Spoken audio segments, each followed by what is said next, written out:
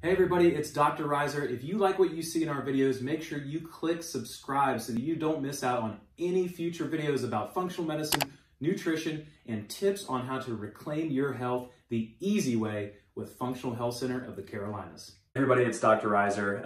Whiteboard Wednesday this week was supposed to be about the brain. It's Brain Awareness Week.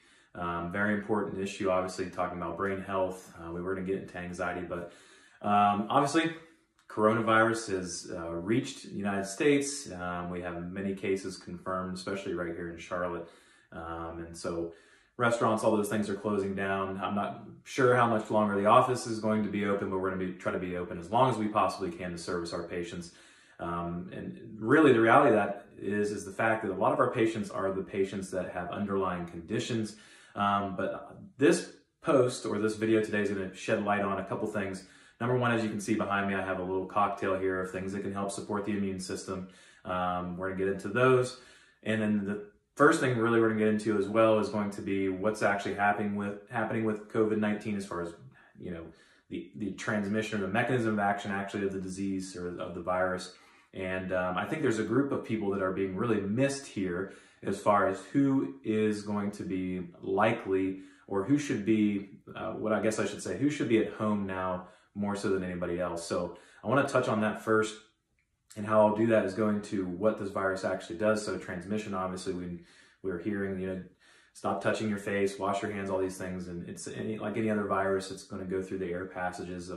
So you can wear masks if you want to. The surgical masks and those things don't really do anything. The surgical masks, as you can see, there'll still be openings. So really the only thing that's effective for is if you're already sick. That actually stops any kind of mucus or things getting out of your mouth onto somebody else. The N95 mask is going to be the one that you want to get tighter.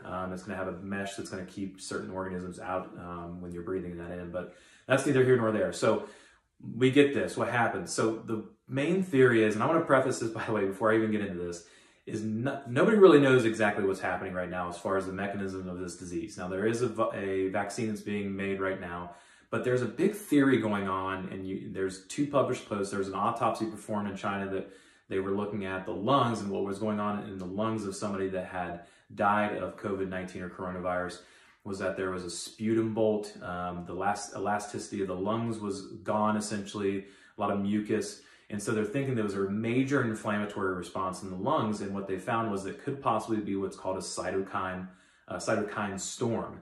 And then sure enough, another posting was another theory was posted saying that this is a possibility.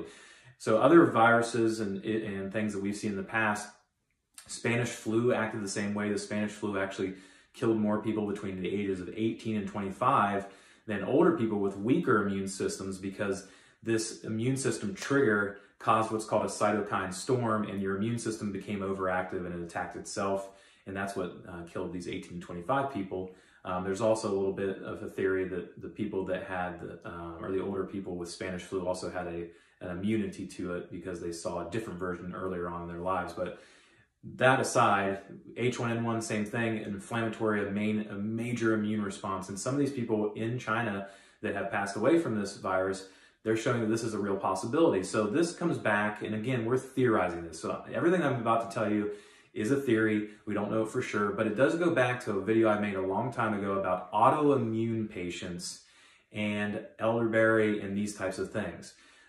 I know we're getting a lot of people saying that if you have type 2 diabetes, if you have heart disease, if you have any of these, high blood pressure, if you have any of those problems, stay home. If you're 60, 70, and 80, I think there's a subgroup of people that desperately need to stay home, and that's autoimmune people. People that have rheumatoid arthritis, that have MS, that have scleroderma, lupus, that have Hashimoto's disease of their thyroid, so on and so forth. These people have compromised immune systems already, and if this virus causes a major cytokine immune reaction, that's going to put them in susceptibility to a major or severe case of this disease. So that's the group that I want to spotlight today in this video.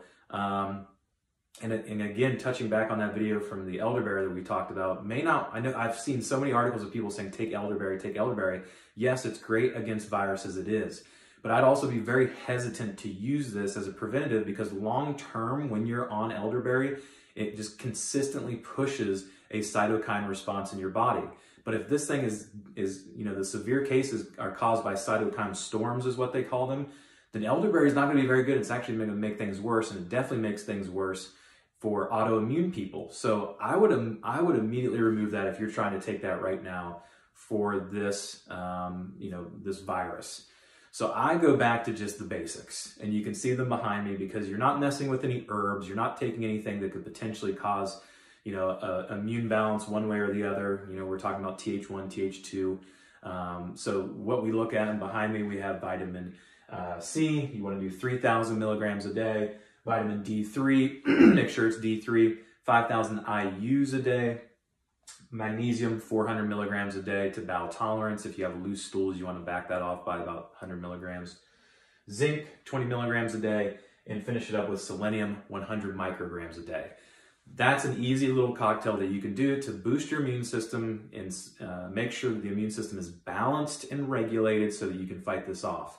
But like I said, the people that are having problems, with these, as far as type 2 diabetes, heart disease, those things that we're really watching out for, think about why that is. It's because their inflammatory markers are always so high. And so this virus feeds off inflammation. If you have high ferritin levels, if you have high C-reactive protein, these things you want to look out for. If you have previous lab tests that are recent and you have those markers, inflammatory markers, that means that you have an immune inflammatory response. And if this disease, or I keep calling it disease, but if this virus feeds off of a cytokine release and a cytokine storm, you want to make sure you limit inflammation as much as you can. And I would probably say ditch the elderberry. The reason again, elderberry is great when you have something so you can fight something off, especially like the flu and those types of things. We just don't know enough about COVID-19 to recommend elderberry, because getting into herbs, especially if you know anybody that talks about herbs or you know anything about herbs, they can be potent. And if we're giving you an herb like elderberry that causes a cytokine release and COVID-19 is doing the same thing, then that's going to be a problem for us. So the easiest thing to do is take your basics here, wash your hands, don't touch your face, stay inside, especially if you have an autoimmune disease. Make sure you have an anti-inflammatory diet, cut out the sugars, the grains, alcohol even. I know you're stuck inside, but the alcohol is not going to do us any good. Up the intake of foods that will help glutathione, so your body's master antioxidant and detoxifier. And those are the easiest foods to get, would be your cruciferous stuff, broccoli sprouts, cauliflower, asparagus, Brussels sprouts. All of those will help your body detoxify.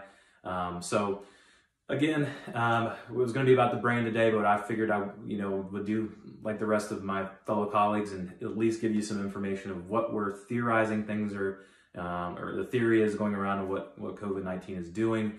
A good base of a cocktail here that you guys can do.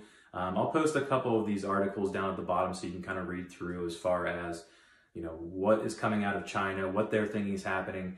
There has been some stuff coming out that's even saying that some Chinese herbal formulas are doing really well, getting people back to being healthy. But I think this is far from over. So the best thing we can do is very preventative things. Don't automatically go, like I said, towards all these herbal remedies and just pump them in your body, because prevention is the easiest way to take care of this, which is stay inside, stay out of contact with everybody. But as someone who's already put up something about autoimmune disease, I think we should look out for those people. I think the biggest issue is that most autoimmune people are 20s, 30s, 40s. These are the younger people, and guess what they're doing right now? All out at the restaurants and bars and going around, and they don't make the correlation of, well, an autoimmune disease is something that's going to be a problem because everybody's talking about diabetes and people that are older. The issue is that your compromised immune system may be a problem, and you can give it to other people. So if you have any questions about that, you can email, obviously, dr.riser@fhccarolinas.com, DM us through our Instagram or our Facebook. Go to our website. You can also email us at info@fhccarolinas.com. If you have any questions, we obviously have a bunch of supplements in stock. We're trying to get more in as we can, but the supplement companies are getting bombarded right now. So if you do want any of this, we have some of this in stock. We also have a couple other immune supplements. One that I'm recommending is going to be from Apex energetics called XFLM or X-Flame, gets rid of inflammation. It's going to work on a different subset of the immune system, Th2 to balance. Whereas from what we've seen, the COVID-19 pushes the Th1 side. So this might help to balance it. Now, X-Vitamin is another option here, but this one, like I said, we were talking about, it may push the wrong side. But what we have found is if you can take these together, you can balance. The problem is that this is on back order, out of stock, and it's very difficult to find right now. So you can do some balancing yourself by taking this, possibly taking this as well. I think it's our last bottle of this. So if you have any questions on the intricacies of the immune system, let me know. But essentially, throw these out, go with these, stay inside, wash your hands. We'll pop up a video about that too. And be safe, everybody.